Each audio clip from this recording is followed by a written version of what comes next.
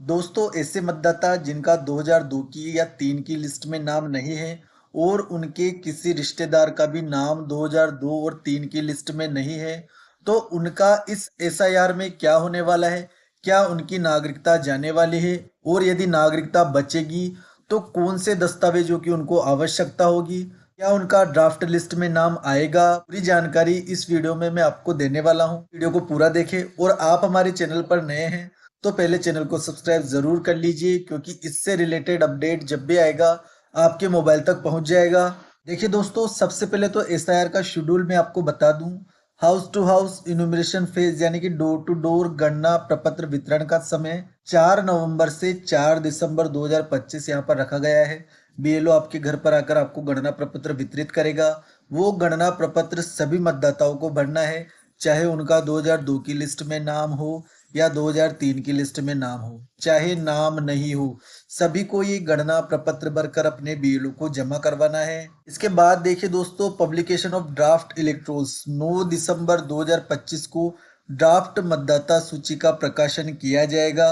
अब जिन लोगों के 2002 और 2003 की लिस्ट में नाम है या उनके माता पिता या किसी और रिश्तेदार के नाम है, उनके नाम तो ड्राफ्ट लिस्ट में 100% प्रकाशित होंगे।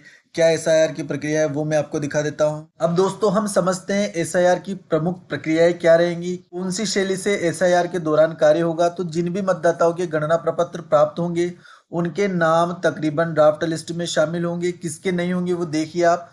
उन सभी मतदाताओं को जिनके नाम या माता पिता अभिभावक से विगत एसआईआर से कोई मैपिंग नहीं हो पाई है या जिनकी जानकारी की बीएलओ द्वारा पुष्टि नहीं हो पाई है, उन्हें 9 दिसंबर से 31 जनवरी तक नोटिस जारी किया जाएगा।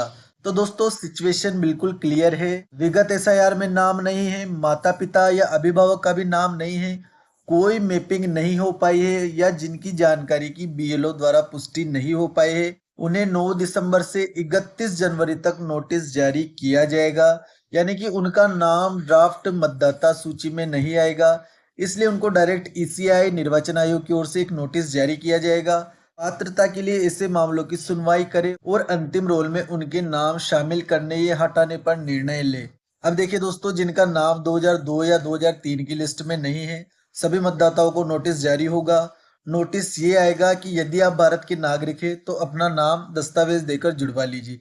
अब कौन से दस्तावेज वो होंगे जो आपको देने होंगे, पर हम बात कर लेते हैं। अब देखिए दोस्तों, यहाँ पर सिचुएशन है जन्म के आधार पर, जन्म तिथि के आधार पर इस श्रेणी के जो मतदाता है जिनका जन्म 1/7/1987 से पहले हुआ है और 2002 की मतदाता सूची में नाम नहीं है, लगभग 38 वर्ष से ऊपर के जो मतदाता है उन्हें कौन से दस्तावेज देने, देखिए गणना प्रपत्र भरकर देना होगा, स्वयं का एक दस्तावेज उन्हें देना होगा और 2 पासपोर्ट साइज रंगीन फोटो उनको देने होंगे। इसी तरह से सी कैटेगरी के जो मतदाता है जिनका जन्म 1/7/87 से 2/12/2004 के मध्य हुआ है और माता पिता का नाम 2002 की वोटिंग लिस्ट में नहीं आया है, तो उनको माता पिता का भी एक एक दस्तावेज देना होगा और एक स्वयं का दस्तावेज उनको देना होगा।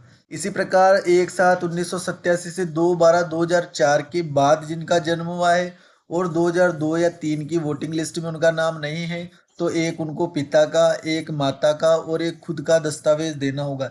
यानी कि 3 दस्तावेज उनको देने होंगे।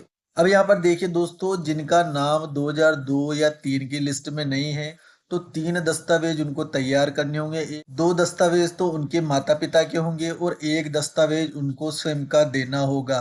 अब देखिए दोस्तों, दस्तावेज कौन से देने होंगे और कौन से दस्तावेज मान्य होंगे, के लिए भी निर्वाचन आयोग ने सूची जारी की है। मैट्रिक का प्रमाण पत्र यहाँ पर चलेगा, यानी कि 10th की मार्कशीट आपकी यहाँ पर वैलिड होगी। जन्म प्रमाण पत्र आपका वैलिड होगा, जाति प्रमाण पत्र और मूल निवास प्रमाण पत्र। 4 डॉक्यूमेंट्स तो आपके ये हो गए हैं, मैट्रिक का प्रमाण पत्र, जन्म प्रमाण पत्र, मूल निवास और जाति प्रमाण पत्र। इसके द्वारा सरकार द्वारा जारी भूमि आवंटन या मकान आवंटन का प्रमाण पत्र, भारत सरकार द्वारा local authority, bank, post office, LIC सार्वजनिक उपक्रम द्वारा जारी दस्तावेज जो दिनांक 1/7/1987 से पहले जारी किया गया हो। इसके अलावा वन अधिकार प्रमाण पत्र, पासपोर्ट, शहरी क्षेत्र के मतदाता जिनके पास नगरीय निकाय से जारी पट्टा है वो भी यहाँ पर वैलिड होगा। आधार, राशन कार्ड, जनाधार कार्ड, इस तरह के दस्तावेज आपके नहीं चलेंगे। अब यदि आपके पास 2002 की वोटिंग लिस्ट का कोई प्रूफ नहीं है या आपके किसी भी रिश्तेदार का प्रूफ नहीं है, तो मूल निवास प्रमाण पत्र आप तैयार कर सकते हैं। जाति प्रमाण पत्र आप तैयार कर सकते हैं। 10th की मार्कशीट आपके पास है तो कोई प्रॉब्लम नहीं है। जन्म प्रमाण पत्र आप तैयार करवा सकते हैं। शहरी क्षेत्र में आप निवास करते हैं तो पट्टा आपके पास यदि मकान का है तो आप उसको सुरक्षित रख सकते हैं। इन दस्तावेजों को आप अपने पास संभाल कर रख ले, क्योंकि इनकी आवश्यकता आपको पड़ सकती है। वीडियो अगर आपको यूजफुल लगा हो तो वीडियो को लाइक कर दीजिए, चैनल को सब्सक्राइब करना ना भूले, क्योंकि इससे रिलेटेड अपडेट मैं आगे भी आपको देता रहूंगा। और कोई प्रश्न आपके मन में आ रहा है तो कमेंट बॉक्स में मुझे जरूर बताएं। Thank you.